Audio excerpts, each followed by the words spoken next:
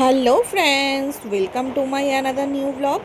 অনেক দিন পর একটা বড় ব্লগ নিয়ে আসলাম। কেমন আছো তোমরা সবাই বলো বন্ধুরা। पेट्रोल पंप पे लाइन, जहाँ जाओ वहीं पे ही लाइन, लाइन पे लाइन। স্কুটির নাকি খুব খিদে পেয়েছে, তাই ওকে খাওয়াতে হবে। তাই লাইন দিয়ে কৃষ্ণবাবু দাঁড়িয়ে আছে। अरे भाई, जहाँ जाओ वहीं पे जाम ही जाम। এটা হচ্ছে বালাজি টেম্পল।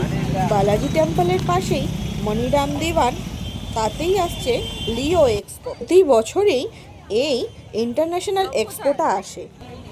30 রুপিস টিকিট কেটে আমরা চলে গেলাম ভেতরের দিকে।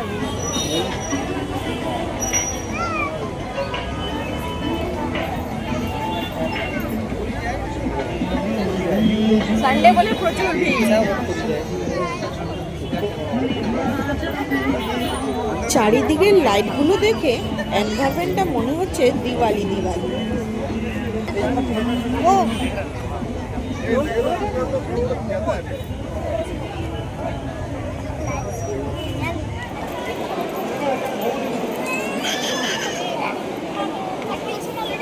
সানডে ছিল বলে ভিতরে বাইরে চারিদিকে পুরো গ্যাদারিং। ইন্টারন্যাশনাল এক্সপো বলে তাই থাইল্যান্ড, আফগানিস্তান, अफगानिस्तान के ड्राई फ्रूट। নানান জায়গা থেকে সবগুলো বসেছিল। अरे बनाना चिप्स कितना करके पूछो। সবচেয়ে বেশি মজার লেগেছে এই পুতলাগুলো দেখে। ঘাড়গুলো দেখো কেমন মটকে যাচ্ছে টিং টিং টিং করে। এই ইভেল আইগুলো আমার খুব ভালো লেগেছিল, ভাবছিলাম নিব, কিন্তু দামটা এত বেশি চাইছিল তাই আমি আর নিলাম না। আদিবাসী হেয়ার অয়েলের দোকানে দেখলাম প্রচুর ভিড়। আমি আর ওইদিকে পা বাড়াইনি, বাবা যা চুল আছে তাতেই থাক।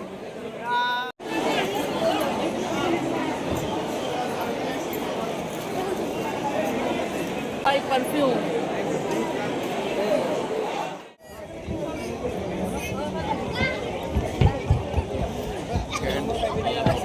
এটা হচ্ছে জুবিন গ্যালারি। জুবিনদার কিছু ফটো, কিছু লেখা দিয়ে একটা গ্যালারি টাইপ একটা সাইডে বানিয়েছে। সবাই এখানে ফটো তুলছে, ভিডিও করছে, তো আমরাও কিছুটা ক্লিক করে নিলাম।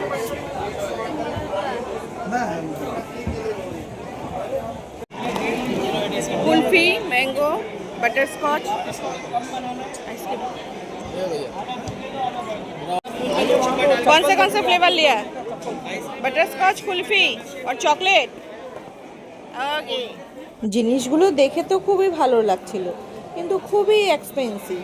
তো যাই হোক, যতটুক সমর্থ ততটুকুই নিলাম। ভেতরটা তো দেখালাম কি সুন্দর, বাইরের দিকটাও খুব সুন্দর করে সাজিয়েছে লাইটিং দিয়ে।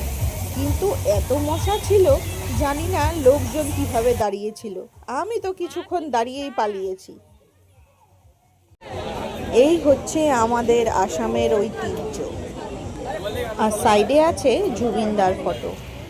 জুবিনদা তো আমাদের আসামবাসীর সবার মনের ভিতরেই আছে।